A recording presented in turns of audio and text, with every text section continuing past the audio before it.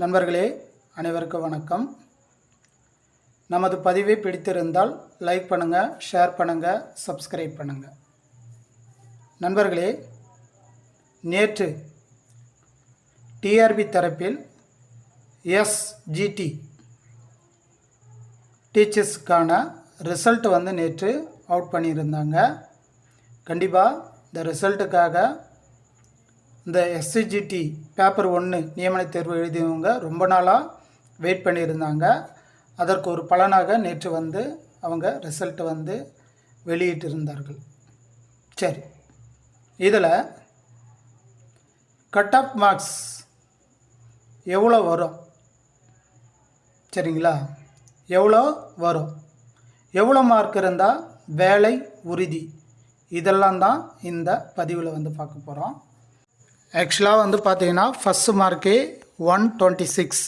சரிங்களா, 126 எடுத்துருக்குறாங்க. அப்படின்னா இந்த முறை கட் ஆஃப் எவ்வளோ வரும்னு நீங்களே கெஸ் பண்ணிக்கலாம். அதாவது தெளிவாக சொல்லப்போனால், நீங்கள் 100க்கு மேலே இருந்தீங்கன்னா உண்மையாகவே நீங்கள் எந்த கேட்டகரியாக இருந்தாலும் உங்களுக்கு வாய்ப்புகள் மிக பிரகாசமாக உள்ளது.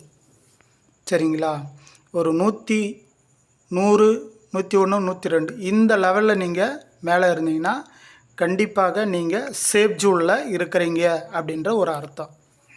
நீங்கள் நம்பிக்கையோடு இருக்கலாம். சரிங்களா, அடுத்து பிசி அப்படின்னு சொல்லும்போது கண்டிப்பாக ஒரு 95+. சரிங்களா, இந்த லெவலில் பிசிக்கான ஒரு கட் ஆஃப் இருக்கும் அப்படின்ற மாதிரி நம்ம எக்ஸ்பெக்டடாக தான் சொல்கிறோம். அடுத்து எம்பிசின்னு சொன்னால் கண்டிப்பாக ஒரு 90க்கு மேலே இருந்தால் எம்பிசி வாய்ப்புகள் மிக பிரகாசமாக உள்ளது. அடுத்து எஸ்சின்னு சொல்லும்போது கண்டிப்பாக ஒரு 87, 90 இந்த லெவலில் மேலே இருந்தீங்கன்னா கண்டிப்பாக எஸ்சிக்கான வாய்ப்புகள் மிக பிரகாசமாக உள்ளது. அடுத்து எஸ்சிஏ அப்படின்னு சொன்னால் கண்டிப்பாக இவங்களும் 85க்கு மேலே இருந்தீங்கன்னா வாய்ப்புகள் மிக பிரகாசமாக உள்ளது. அடுத்து எஸ்டின்னு சொல்லும்போது கண்டிப்பாக 80, அதாவது 80 மார்க்குக்கு மேலே இருந்தீங்கன்னா கண்டிப்பாக எஸ்டிக்கான வாய்ப்புகள் மிக பிரகாசமாக இருக்கும் அப்படின்ற மாதிரி சொல்கிறோம். இந்த கட் ஆஃப்லாம் பார்த்திங்கன்னா முழுக்க நம்ம ஒரு எக்ஸ்பெக்டடாக தான் சொல்கிறோம். சரிங்களா, முன்ன பின்ன இருக்கலாம். சரிங்களா, பட் இருந்தாலும் இது இந்த லெவலில் இருக்கலாம் அப்படின்றத மட்டும்தான் நம்ம சொல்கிறோம். இப்போ ரிசல்ட்டு வந்த வரைக்கும் இதை பேஸ் பண்ணி நம்ம சொல்லிகிட்ருக்குறோம். இன்னும் பார்த்திங்கன்னா கிரேஸ் மார்க் இருக்குது. அடுத்து பார்த்திங்கன்னா வெயிட்டேஜ் மார்க் இருக்குது. ஸோ இதெல்லாம் டோட்டலி நம்ம கெஸ் பண்ணும்போது தான் உண்மையான கட் ஆஃப் மார்க்ஸு நம்ம எவ்வளோன்னு சொல்ல முடியும். சரிங்களா, இப்போ ஜஸ்ட்டு நேற்று ரிசல்ட்டு அவுட் பண்ணியிருக்காங்க.